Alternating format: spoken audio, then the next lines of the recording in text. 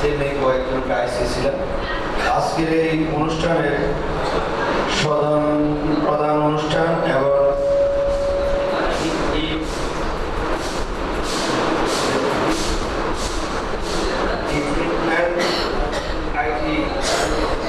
এই অনুষ্ঠানের সভাপতি হাজারীবাগ থানা আওয়ামী লীগের সাধারণ সম্পাদক বীর মুক্তিযোদ্ধা এবং খুব একজন অনেস্ট ব্যক্তি, শিক্ষা অনুরাগী, বিভিন্ন শিক্ষা প্রতিষ্ঠানের সাথে যিনি জড়িত, আমাদের প্রিয় নেতা হাজী মোহাম্মদ সাদেক আহমেদ সাজু, আজকের সভাপতি। এখানে উপস্থিত কিছুক্ষণ আগে বক্তব্য রেখেছেন খুব সুন্দর ভাষায় বীর মুক্তিযোদ্ধা বীর মুক্তিযোদ্ধা এমন একজন মুক্তিযুদ্ধের উপরে লেখালেখি করে। এখানে উপস্থিত আছে সাবেক ছাত্র নেতা, বর্তমান আমাদের আওয়ামী লীগের আওয়ামী লীগের নেতা এবং মুক্তিযোদ্ধা স্কুলের ম্যানেজিং কমিটির সম্মানিত সদস্য নেতা ফকির,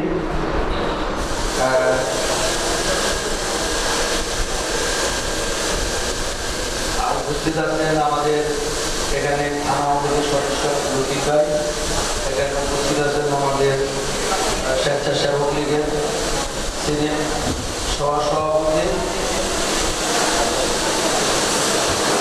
পারিশু, এখানে উপস্থিত আমাদের যারা এই অনুষ্ঠানটা যে এই প্রতিষ্ঠানটা যারা তিলি তিলি করে এখানে নিয়ে এসেছেন সেই নেতৃবৃন্দ, আমার প্রিয় ছাত্র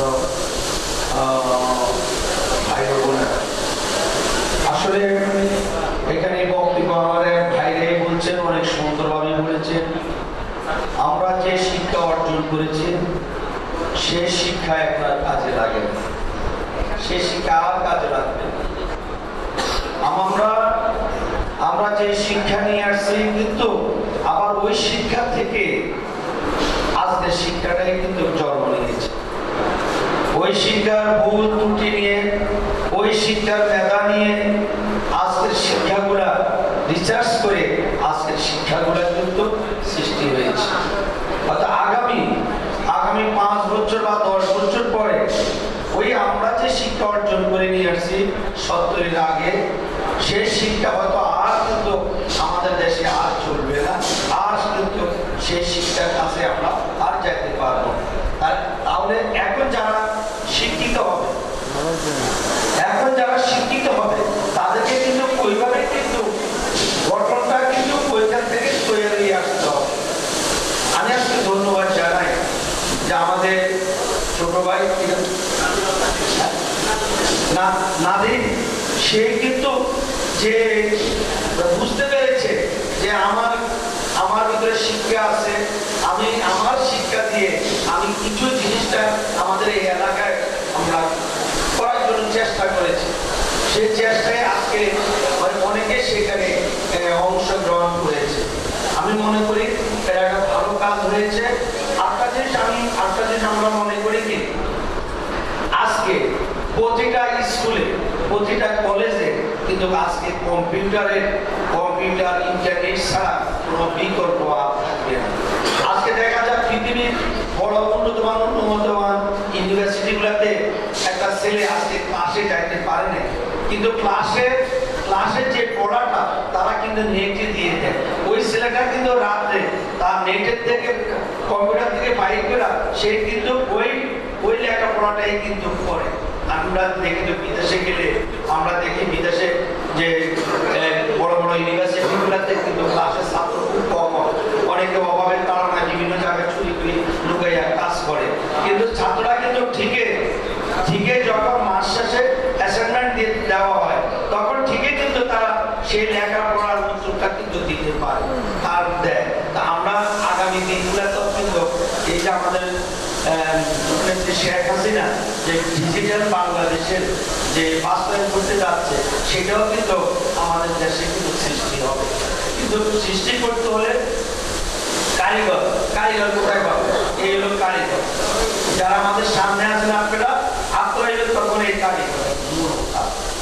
আমার কথা হলো যে আজকে আমরা যে জেনারেল শিক্ষা যারা অর্জন করে, জেনারেল শিক্ষা অর্জন করে এক পর্যায়ে যায় তারা চাকরিও পায় না, কিছুও পায় না। পৃথিবীর যে কোনো দেশে যায় শুধু খেলে বেকার কাজ করতে থাকে।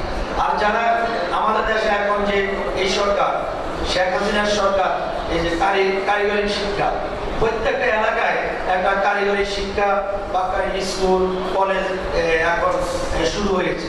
কারণ আমাদের অনেক গরিবের ছেলে সন্তানরা অনেক উচ্চ পর্যায়ে লেখাপড়া করতে পারে না।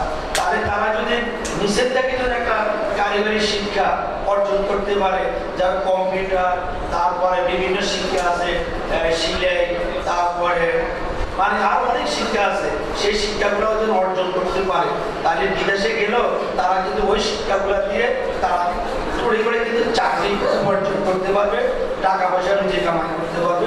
সেটার জন্য আমাদের দেশের কারিগরি শিক্ষাটা খুবই প্রয়োজন। আমি একটা কথাই বলবো, আমাদের এখানে আমি দেখছি মেয়েদের সংখ্যায় কিন্তু বেশি, তারা ছেলেরাও আছে। আজকে কিন্তু মেয়েরা, আমি কালকেও আমাদের নোয়াখালীতে, আমি নোয়াখালীর একটা স্কুল কিন্তু চেয়ারম্যান আছে প্রায় 30 বছর, সেখানে আমি দেখছি উপস্থিত মেয়েরাই কিন্তু বেশি ছিলেন। আবার দেখলাম আমি ফার্স্ট সেকেন্ড থার্ড মানে সবাই আমি দান করালাম কারা তাদেরকে এক সাইডে নিয়ে আসলাম, দেখলাম ছেলেরাই নেই, সব মেয়েরাই, সব ফার্স্ট সেকেন্ড থার্ড বোঝার করে তাদেরকে বুঝালাম। আজকে আমার মত হলো কেন আজকে এই জিনিসটা হলো, আজকে এই জন্য হলো আমাদের মেয়েরা আজকে কিন্তু তারা কিন্তু ভাত পাক করার জন্য, ঘর সংসার করার জন্য কিন্তু তারা সেই মন মানসিকতা থেকে সরে আসছে। তারা আজকে মনে করে কি আমরা দেশ শাসন করব, আমরা দেশের পরিচালনা করব, আমরা দেশের দায়িত্ব আমরা নিব। সেই জন্য তারা আজকে বেশি করে তাদের শিক্ষার প্রয়োজন, বেশি করে তাদের জ্ঞানের প্রয়োজন, বেশি করে তাদের লেখাপড়ার প্রয়োজন। আমার ভাই বলছে বই বেশি করে পড়তে হবে, জানতে হবে, না জানলে কিন্তু দুনিয়ায় পাওয়া যাবে না। আর এখন এমন একটা সুযোগ আসছে, আগে আপনি আপনার বাসায় বসে কিন্তু সারা পৃথিবী দেখতে পারবেন, আপনার বাসায় বসে তাহলে সেই শিক্ষাটাও লাগবে, সেই জ্ঞানটাও লাগবে। আমি আমাদের ভাই বোনদেরকে বলবো, আপনারা শুধু আপনারা শিখতে হবে না, আপনারা শিখাইতে হবে। আপনাদের ভাই বোনদেরকে শিখাইতে দেবো, আত্মীয় স্বজনকে শিখাইতে দেবো, পার্শ্ববর্তী যারা আছে তাদেরকে শিখাইতে দেবো, তাদেরকে কলেজে আনতে হবে, তাদেরকে স্কুলে আনতে হবে, তাদেরকে অশিক্ষিত পথ থেকে শিক্ষার পথে নিয়ে আনতে হবে। আমরা ধন্যবাদ জানাই আমাদের এলাকায়, আমাদের ব্যারিস্টার শেখ বদরুল তাপস সবসময় বলে এই হাজারীবাগ একটা অন্ধকার জগৎ ছিলেন, আমরা এখনো ভালো একটা জায়গায় যদি বলি আমরা এই হাজারীবাগের নেতা। হাজারীবাগ একটা অন্ধকার, হাজারীবাগের কথা শুনলে মনে হয় হাজারীবাগ বোধহয় সমাজে কোথায়ও নাই। হাজারীবাগে যে এরকম একটা প্রাইমারি স্কুল 6 তলা বিল্ডিং বাংলাদেশের কোথায়ও নাই, সেটা হাজারীবাগে আজকে যে আমাদের এই যে কম্পিউটার প্রশিক্ষণ এরকম স্কুল কলেজ আছে, এটা আমার মনে হয় কোনো কোথায়ও নাই। হাজারীবাগে অনেক কিছু আছে যেটা আমরা প্রকাশ করতে পারিনি। ইনশাআল্লাহ আগামী দিনগুলোতে আমাদের এই যে ছোট ভাইরা বন্ধুরা তারাই সারা দুনিয়ার কাছে প্রকাশ পাওয়াইবে এবং সব জায়গায় কিন্তু পরিচিতি লাভ করবে। আমি ওদেরকে ধন্যবাদ জানাই। আমরা বিশেষ করে আমরা সাজু ভাইকে ধন্যবাদ জানাই। আর যে আমার যিনি পরিশ্রম করে প্রতিষ্ঠানটা চালায় নাদিম সহ আজকের অনুষ্ঠান যিনি পরিচালনা করেন, ওর তো আমার এক সময় আমার তাকে খুব পছন্দ করতাম, রাজনীতি করতো, আজকে সে ভালোই অবস্থানে আছে সব কাজে। সকলকে ধন্যবাদ জানাই। আমি আমার বক্তব্য শেষ করছি। খোদা হাফেজ। জয় বাংলা, জয় বঙ্গবন্ধু। একটা কথা বলবো, থেকে রমজান, আমাদের রমজান আসছে, আমরা সবাই রোজা থাকবো। আমাদের এই পবিত্র মাসকে আমরা লালন পালন করে আমরা সেভাবে আমরা জীবন সবাই সবার জন্য দোয়া করবেন, সবাই সবার জন্য দোয়া করবেন, সবার জন্য সুস্থ থাকে, ভালো থাকে। আসসালামু আলাইকুম।